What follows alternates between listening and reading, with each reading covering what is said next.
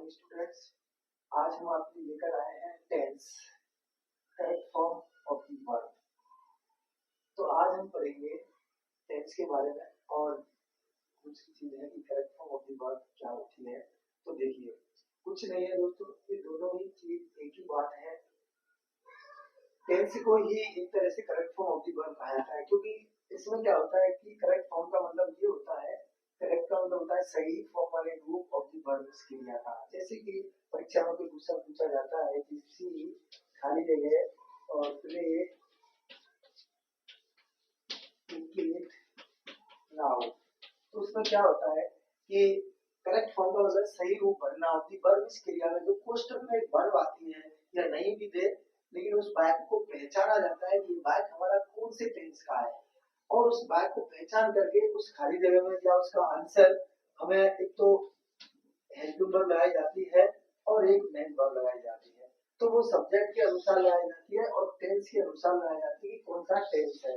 सबसे पहले उस टेंस की पहचान करें, फिर सब्जेक्ट की पहचान करें, फिर उसमें हम हेल्पिंग वर्ब और मेन वर्ब का यूज करते हैं। यही करेक्ट फॉर्म होता है, यानी क्रिया का सही रूप भरना कि उस वाक्य में कौन सा टेंस आएगा और कौन सी हेल्पिंग वर्ब आएगी, कौन सी मेन वर्ब आएगी। यही करेक्ट फॉर्म होता है। तो देखिए, ये हमारी सारी कंपटीशन एग्जाम, जहां भी इंग्लिश का सिलेबस में चैप्टर होता है, वहाँ हर कंपटीशन एग्जाम में करेक्ट फॉर्म आता है। ये हमारे छोटी छोटी स्कूल क्लासों में आता है, कॉलेज की क्लासों में भी आता है। तो देखिए, वैसे भी कहते हैं जो टेंस होते हैं वो इंग्लिश में रीढ़ की हड्डी माने जाते हैं, बहुत इंपॉर्टेंट चैप्टर है। तो देखिए, हम ये इस एग्जाम्पल को हल करके बता दें। सबसे पहले नाउ, तो किस टेंस का एडवर्ब है, तो इस एडवर्ब से पहचानते हैं। हर टेंस के कुछ एडवर्ब्स होते हैं, जिस तरह हर व्यक्ति का अलग नाम होता है, तो ऐसे ही हर टेंस के अलग अलग एडवर्ब्स होते हैं। तो एडवर्ब से पहचान लेते हैं कौन सा टेंस है, फिर उस टेंस की हेल्पिंग वर्ब और मेन वर्ब सब्जेक्ट के अनुसार लगाते हैं। तो देखिए, प्रेजेंट कंटीन्यूअस है, इसमें helping verb is am are होती है, फिर इसमें मेन वर्ब की फर्स्ट फॉर्म प्लस आईएनजी होती है। तो लगा दीजिए कि सी सिंगुलर है, एक वचन है, इज लगेगा, और उसकी वर्ब में जो वर्ब आई फर्स्ट फॉर्म इसमें आईएनजी और लगा दीजिए, तो प्लेइंग, और ये हमारा करेक्ट फॉर्म होती वर्ब का आंसर हो गया। तो इस तरह से करेक्ट फॉर्म होती वर्ब होती है। तो देखिए, आइए जानकारी करते हैं।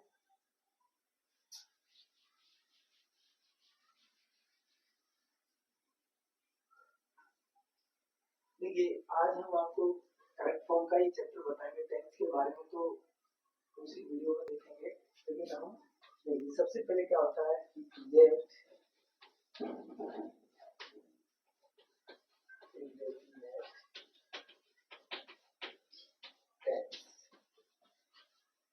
सिंपल प्रेजेंट इसको कहते हैं। तो अनिश्चित वर्तमान काल इसका इंडियत होता है, अनिश्चित वर्तमान काल। तो देखिए, इस टेंस में हम जब पढ़ते हैं तो सबसे पहले इसकी पहचान क्या होती है, तो इसमें ता है, ती है, ते है और ता हो। तो ये चार शब्द होते हैं। ता है पुरुष के लिए, यानी कि कोई पुरुष होता है तो किसी बात का सब्जेक्ट, तो वहाँ ता है आता है। यदि किसी बात का सब्जेक्ट कोई महिला होती है तो वहाँ ती है पहचान होगी बात के अंत में। यदि किसी बात का सब्जेक्ट बहुवचन है तो वहाँ ते है आएगा, और यदि किसी बात का सब्जेक्ट मैं यानी आई मैं हूँ तो वहाँ ता हो आएगा। तो इस तरह प्रेजेंट इंडेफिनिट टेंस की हिंदी में पहचान हो गई, ता है, ती है, ते है और ता हो। अब देखिए, करेक्ट फॉर्म के लिए देखते हैं कि इसमें जो हमारे एडवर्ब्स हैं वो कौन कौन से हैं।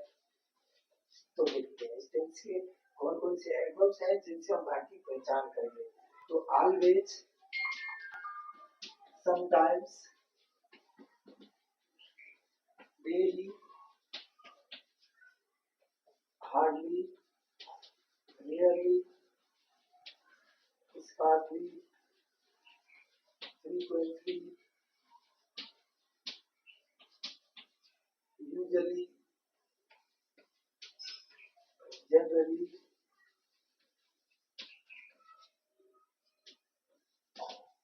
एम पीएम भी आ जाते हैं कभी कभी। और इसमें क्या है, एवरी, एवरी के साथ ये day, month, year,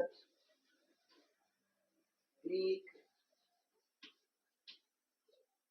morning, evening,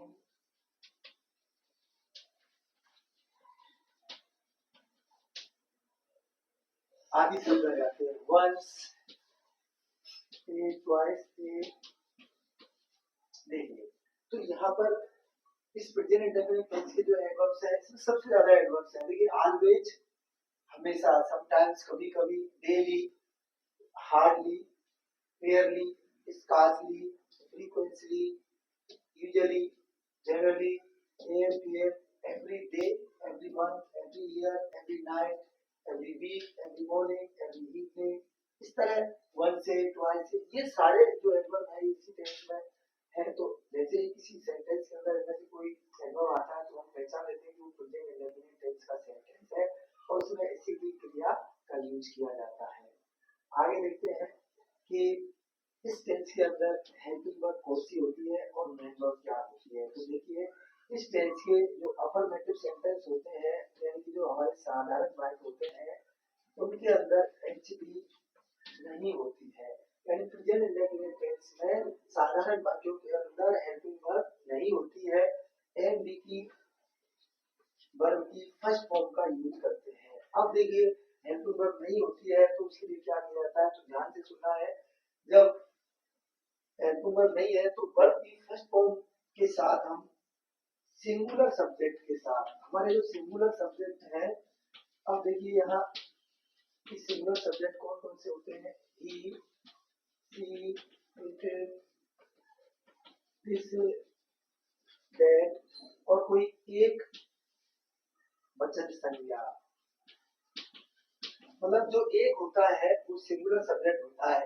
यानी ही, शी, इट, कोई एक नाम, दिस, दैट, एक वचन, कोई भी एक व्यक्ति, एक वस्तु, एक जानवर, एक पक्षी, वो एक वचन होते हैं। तो वो एक वचन के साथ यानी जब एक वचन सब्जेक्ट होगा वाक्य का तो हमारी जो वर्ब की फर्स्ट फॉर्म होती है उसमें हम एस या ईएस लगाते हैं। वर्ब की फर्स्ट फॉर्म में या तो एस लगेगा या ईएस लगेगा। अब देखते हैं कि एस कब लगता है, ईएस कब लगता है। तो यदि हमारी वर्ब जो है उस वर्ब का अंतिम अक्षर, यदि वर्ब का अंतिम अक्षर S, double S, S H, C H, X, O, Z इनमें से कोई होता है, S, S H, double S, C H, X, O, Z, तो हम ईएस लगाएंगे। ये होते हैं तो ईएस लगाते हैं और ये नहीं होते हैं तो एस लगाते हैं। जैसे गो, अब गो में देखा कि गो आया है तो यहाँ जब हमारा बात का जो सब्जेक्ट है वो सिंगुलर होगा तो हम इसमें ईएस लगा देंगे, गोज, तो अर्थ हो जाएगा जाता है, जाता है। यदि हमारा सब्जेक्ट प्ले, अब प्ले में भाई आया है, इनमें से अच्छा नहीं अंतिम, तो यहाँ इसमें एस लग जाएगा, प्लेज, तो इसका मतलब हो जाएगा खेलता है। तो ये ध्यान रखना है कि जो हमारे अफर्मेटिव सेंटेंस होते हैं प्रेजेंट इंडेफिनिट के साधारण वाक्य इनमें हेल्पिंग वर्ब नहीं होती है, मेन वर्ब की फर्स्ट फॉर्म लगाते हैं और सिंगुलर सब्जेक्ट जो he, she, it, man, this, that या एक व्यक्ति, वस्तु, जानवर है तो उसके साथ वर्ब की फर्स्ट फॉर्म में ऐसे एस लगाते हैं। एस कब लगाते हैं, एस कब लगाते हैं, यदि अंतिम अक्षर उस वर्ब का S, double S, C H, S H, X, O या जेड इनमें से है तो एस लगाएंगे, नहीं है तो एस लगाएंगे। और बहुवचन के साथ वर्ब की केवल और केवल फर्स्ट फॉर्म का यूज करते हैं। तो देखिए ये हमारा साधारण वाक्य का रूल हुआ। अब देखिए समझते हैं।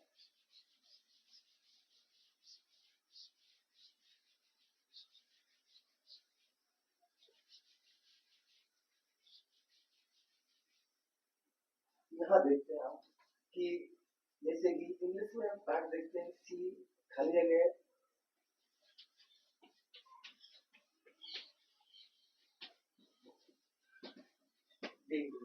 दूसरा पाठ लेते हैं, देश खले गए, सभी बास दूसरी बन देते हैं क्योंकि वो दूसरा एग्जाम्पल।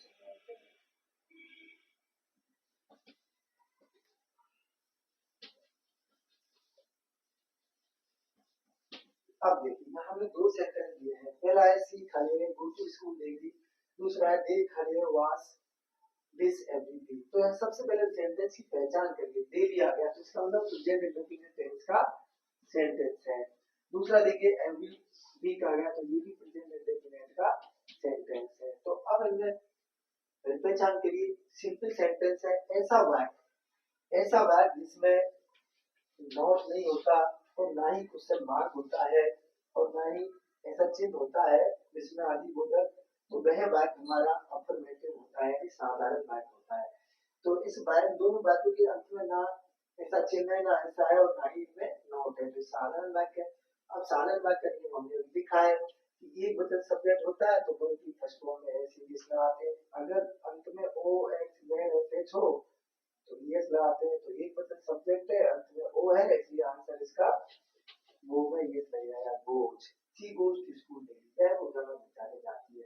तो नीचे देखेंगे दे, तो ये बहुवचन सब्जेक्ट है, बात साधारण है, प्रेजेंट इंडेफिनिट का है, लेकिन वास एच आया पीछे, तो जब एच आता है तो एस लगाते हैं, लेकिन सब्जेक्ट हमारा बहुवचन है, इसलिए एस नहीं लगेगा ना एस लगेगा, केवल और केवल बल्कि फर्स्ट फॉर्म कहने का मतलब वास ही आंसर होगा। तो इस तरह ध्यान देना है कि ये हमें करेक्ट फॉर्म का रूल है। अब देखिए हम बात करते हैं,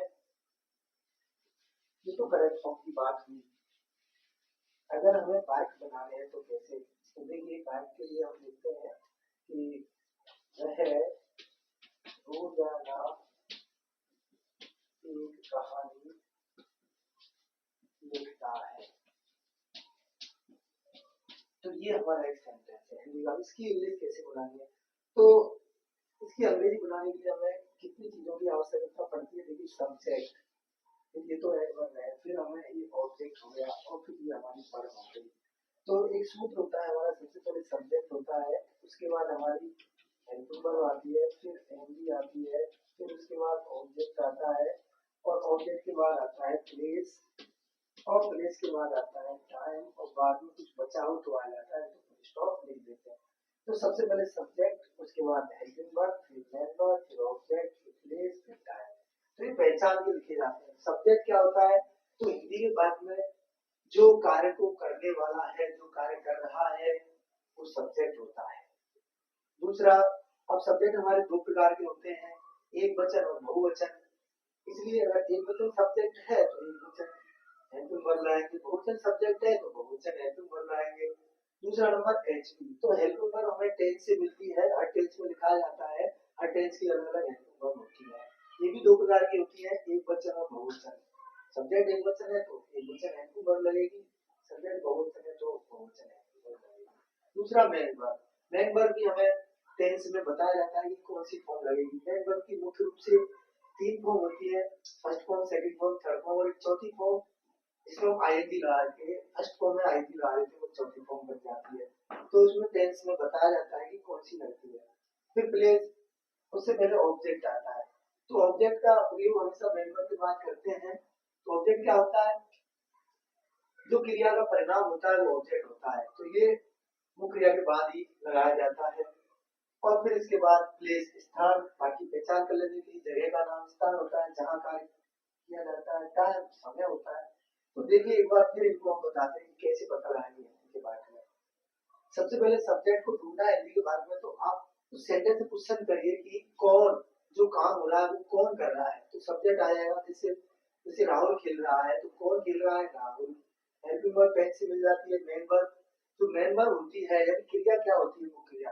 तो हिंदी के ऐसे शब्द जिनके अंत में ना आता है या जिन शब्दों से किसी कार्य का करना या होना बताया जाता है, वे हमारी मेन वर्ब होती है। यानी अंग्रेजी फिर उनकी बना लो मेन वर्ब हो जाती है इंग्लिश में, जैसे खेलना, पढ़ना, लिखना, गाना बजाना, आना जाना, प्ले, ईट खाना, वो जाना, कमाना, ये मेन वर्ब इंग्लिश में हो जाती है। ऑब्जेक्ट का पता कैसे लगाना है कि किसको और क्या, ऐसे दो क्वेश्चन करिए सेंटेंस से, किसको लगा करिए। जैसे मैंने राहुल को पत्र लिखा, तो आपने किसको पत्र लिखा, राहुल को, तो राहुल सजीव ऑब्जेक्ट हो गया। आपने राहुल को क्या लिखा, एक पत्र लिखा, तो एक पत्र निर्जीव ऑब्जेक्ट हो गया। तो इस तरह हम ऑब्जेक्ट का पता कर लेते हैं, किसको लगाइए और क्या लगाइए। जैसे गीता ने सीता को एक पुस्तक दी, तो किसने और कौन लगा दो तो सब्जेक्ट आ जाते हैं, किसने पुस्तक दी, सीता ने, तो ये सब्जेक्ट हो जाता है। गीता को दी तो गीता ऑब्जेक्ट हो जाएगा, क्या दी, पुस्तक, तो पुस्तक ऑब्जेक्ट हो जाता है। निर्जीव, पुस्तक निर्जीव ऑब्जेक्ट हो गया। इस तरह हम पहचान लेते हैं। स्थान की पहचान करिए तो कहाँ लगा दो, किसी पूछ लिया, जैसे वह खेत पर काम कर रहा है, कहाँ काम कर रहा है, खेत पर। वह सुबह से नहीं आ रहा है, तो कब से नहीं आ रहा है? सुबह से। तो इस तरह हम इन सारे शब्द का पता लगा लेते हैं। तो आइए देखिए इस बात को बनाते हैं। इसका सब्जेक्ट जैसे कि कौन पत्र कहानी लिखता है, वह, तो वह की अंग्रेजी होती है ही। फिर हम इस टेंस में साधारण वाक्य में वर्ब नहीं होती है। तो चलिए आगे बात करते हैं मेन बात। तो मेन बात यानी जो उत्क्रिया होती है वो वाक्य के पीछे होती है, उसी के अंदर टेंस की पहचान होती है। पहचान हटा दीजिए, ना लगा दीजिए, उत्क्रिया का पता चल जाएगा। जैसे पहचानता है तो हटाइए, ना लगाइए। लिखना, ता हटा देते हैं तो लिख बचता है, इसमें ना लगा दीजिए। लिखना, तो लिखना की अंग्रेजी क्या होती है? राइट। तो इस तरह मुक्रिया का पता लगा लेते हैं। यानी कि मुक्रिया पीछे आती है हिंदी के वाक्य में, उसमें ही टेंस की पहचान जुड़ी होती है। पहचान को हटाओ, ना लगाओ। जैसे ता है, पहचान हटा दी, ना लगा दिया, लिखना भी मुक्रिया हो गई। तो लिखने की अंग्रेजी राइट। और इसका नियम है कि एक वचन सब्जेक्ट के साथ एस या एस लगाते हैं। तो एस, एच, ओ, एक्स, जेड, और तो एस लगाते हैं, नहीं तो एस। तो यहाँ ये तो पहले से लगा है, इसलिए एस लग गया। अब ऑब्जेक्ट क्या है कि वह क्या लिखता है? तो एक कहानी, तो ए स्टोरी का ऑब्जेक्ट हो गया। अब ये कहाँ लिखता है? जगह नहीं है इसमें, मतलब स्थान का नाम दिया ही नहीं है, ही नहीं है। फिर कब लिखता है? रोजाना, तो रोजाना समय हो गया तो डेली आ गया। तो इस तरह से हम ये बात बनाते हैं। ही राइट्स ए स्टोरी डेली। अगर ये होता कि वे रोजाना एक कहानी लिखते हैं तो यहाँ दे हो जाता, फिर ऐसे नहीं लगता, तो दे राइट ए स्टोरी डेली। इस तरह से ये हमारे साधारण वाक्य हो गए। साधारण वाक्य ऐसे बनाए जाते हैं और साधारण वाक्य की करेक्ट फॉर्म ऐसे ही होती है। तो अब हम देखते हैं नेगेटिव सेंटेंस। जो हमारे नेगेटिव और इंटरोगेटिव सेंटेंस होते हैं,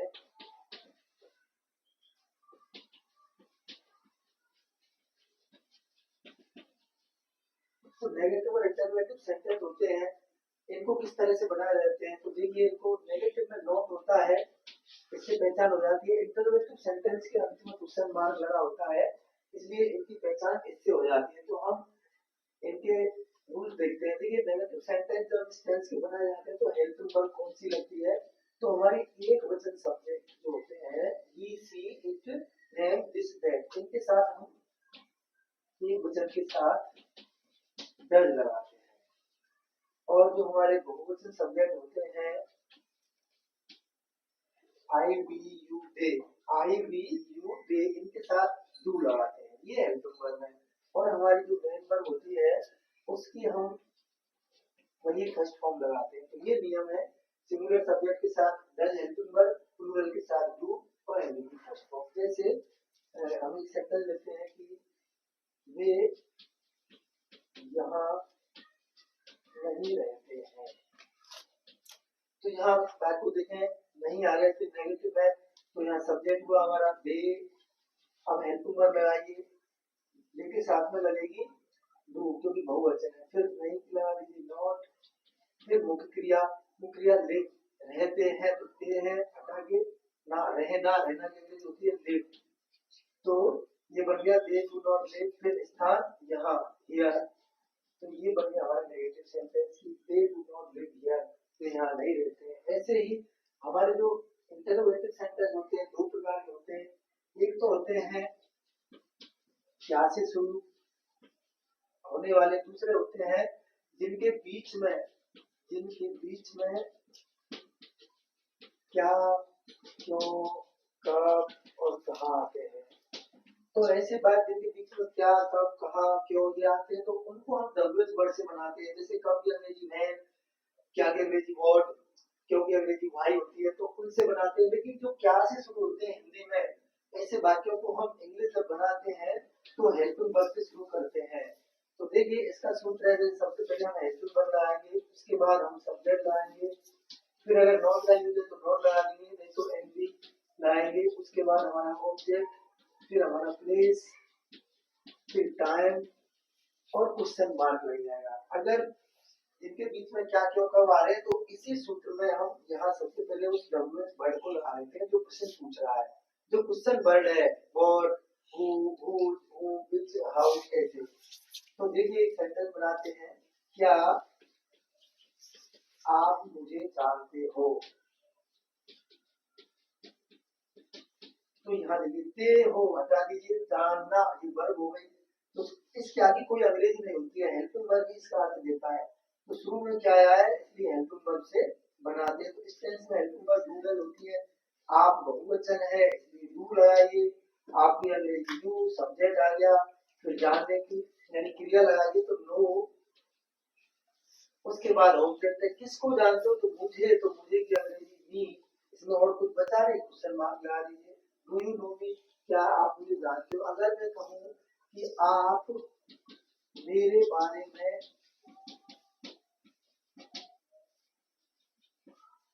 क्या जानते हैं, तो ये इसके बीच में क्या आ गया, तो जब ऐसे बीच में क्या आ जाता है तो हम उस डब्ल्यूएच वर्ड से शुरू करते हैं, क्वेश्चन वर्ड से शुरू करते हैं। तो क्या की अंग्रेजी होती है, उसको पहले लिखेंगे, जैसे वॉट, वॉट, फिर हेल्पिंग वर्ब आएगी तो वही आपके साथ डू, उसके बाद सब्जेक्ट यू, तो व्हाट डू यू, फिर मेंबर जानने की अंग्रेजी नो, फर्स्ट फॉर्म लग गई, फिर मेरे बारे में तो अबाउट, और आप मेरे बारे में क्या जानते हैं। तो जो बीच में क्या क्यों कब कहा है ना, उसकी अंग्रेजी सबसे पहले लिखते हैं उस डब्ल्यूएच वर्ड के रूप में, फिर हेल्पिंग वर्ब, फिर सब्जेक्ट, फिर मेंबर, फिर ऑब्जेक्ट और प्लेस टाइम। ऐसे अगर ये होता है कि क्या आप मुझे नहीं जानते हैं, तो यहाँ डू यू ऐसे बना देते, क्या आप मुझे नहीं जानते, तो डू, फिर वही सब्जेक्ट यू, फिर नॉट लगा देते, नॉट, नो और मी। तो इस तरह से ये हमारे नेगेटिव और इंटरोगेटिव सेंटेंस हुए। अब अगर करेक्ट फॉर्म बनानी है तो देखिए करेक्ट फॉर्म में क्वेश्चन आते हैं तो कैसे करते हैं, देखो खाली जगह ही ऑलवेज वाइन,